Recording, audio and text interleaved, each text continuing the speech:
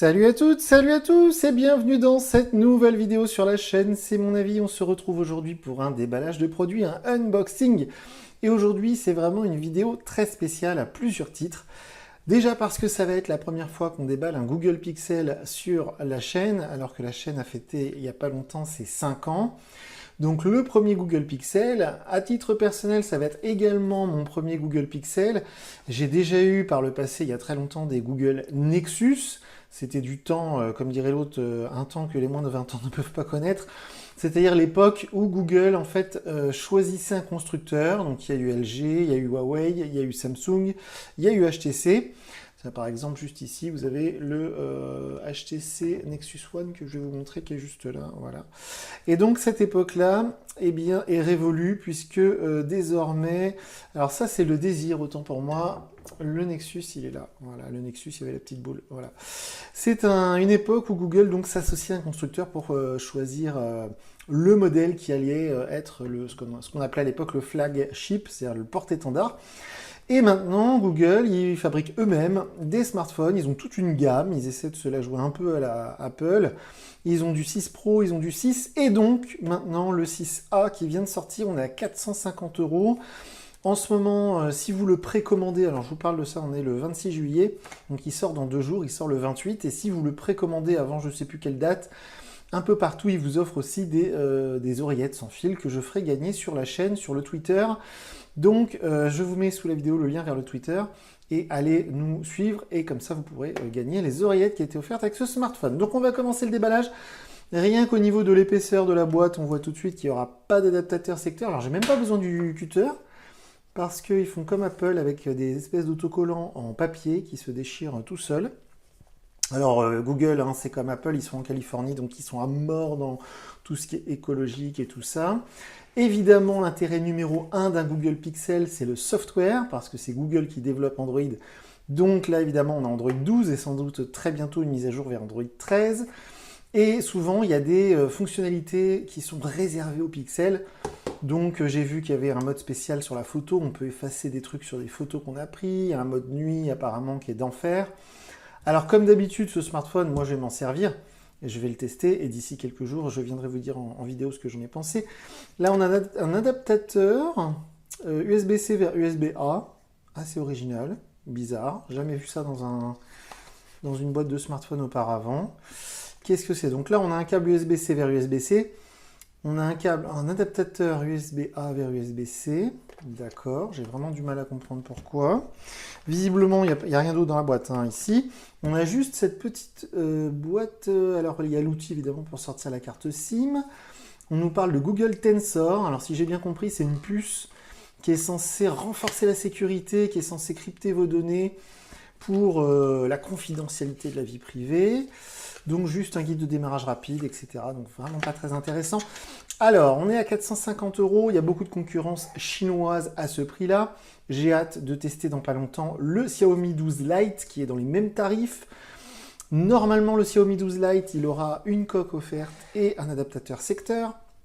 Donc, rien que là-dessus, on va y gagner. C'est vraiment un choix que d'acheter un Google Pixel, c'est très très spécial. C'est un peu comme quand j'ai testé le Sony Xperia 10 IV il n'y a pas longtemps. Les gens qui veulent du Xperia, ils vont acheter du Xperia. Bah là, c'est pareil. Les gens qui veulent du Google Pixel, ils vont acheter du Google Pixel. Il n'y a pas trop besoin de les convaincre. Donc, les mentions légales en bas, c'est un peu dommage qu'ils n'aient pas réussi à les cacher un peu plus que ça. Sinon, effectivement, cette couleur est très très chouette. C'est assez original, que ce soit pas la même couleur en haut qu'en bas. Bon, visiblement, c'est voulu, mais c'est assez... Bon, ce design-là, on l'avait déjà vu sur le 6 et le 6 Pro, avec cette grosse bande. Au moins, voilà, ça ne ressemble pas à ce que fait les autres. Alors, on a un châssis un peu plus noir, avec le tiroir SIM ici. On a un châssis en aluminium, donc on voit les petites bandes ici, c'est pour les antennes, hein, pour que ça capte bien la 5G. On a ici le micro secondaire. On va avoir le bouton Power et le bouton Volume ici. En dessous, on a la prise USB type C et les petites grilles pour les haut-parleurs qui doivent également dissimuler le micro principal. On va l'allumer ensemble. Alors, j'espère qu'il n'y a pas de... Non, c'est bon. Parce que cet écran, évidemment, c'est du AMOLED. Et il est un petit peu incurvé. Je ne sais pas si vous allez voir. Alors déjà, j'aimerais bien que le téléphone s'allume, ce qui n'est pas le cas pour l'instant. Ça y est. Et donc oui, l'écran est un petit peu incurvé, comme le faisait fut un temps des hauts de gamme chez Samsung. Ça a l'air assez sympa. Il y a des bordures qui semblent symétriques. Oui, elles sont parfaitement symétriques. C'est bien carré, mais au moins c'est parfaitement symétrique. On a le petit poinçon ici pour la caméra selfie. Alors comme d'habitude, sous la vidéo, je vous mets le lien vers la fiche technique du Pixel 6a. Mais c'est vrai que c'est un peu comme Sony, j'en parlais il y a quelques instants, ou comme Apple, c'est-à-dire qu'ils ne sont pas du tout dans la course aux mégapixels. Vous n'allez pas avoir des capteurs de dingue comme on en retrouve chez les fabricants chinois. C'est pas du tout la philosophie.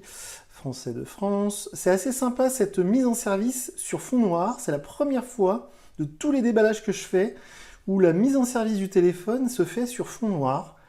C'est très sympa, c'est très original. Configurer hors ligne, ok. Avec tous ces petits trucs en plus. Donc là, au moins, on a une vraie plus-value au niveau logiciel. C'est-à-dire que moi, j'aime beaucoup, par exemple, ce que fait OnePlus avec OxygenOS, qui essaye d'être très geek. Hein. On est sur des personnalisations avancées, etc. Et là, pour le coup, bon, ils savent à quel public ils s'adressent, même si j'ai l'impression que de temps en temps, balayer l'écran, on s'en fiche. J'ai l'impression de temps en temps qu'ils essaient de nous faire croire qu'ils s'adressent à tout le monde. Je pense qu'ils en rêvent chez Google, que les gens hésitent sincèrement entre un iPhone et un Google Pixel. Alors certes, vous allez pouvoir faire des photos magnifiques avec les deux, mais c'est quand même un marché de niche. C'est la première fois que j'en achète un, parce que c'est la première fois que je le trouve pertinent. D'habitude, c'est très cher pour ce que c'est. Il y a toujours une version d'Android de retard quand on est sur le modèle A, c'est-à-dire le modèle entrée de gamme.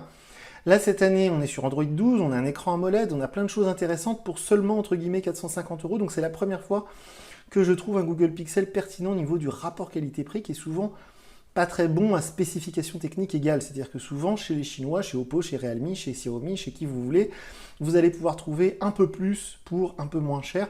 Donc voilà. Là, j'ai hâte effectivement de mettre ma carte SIM.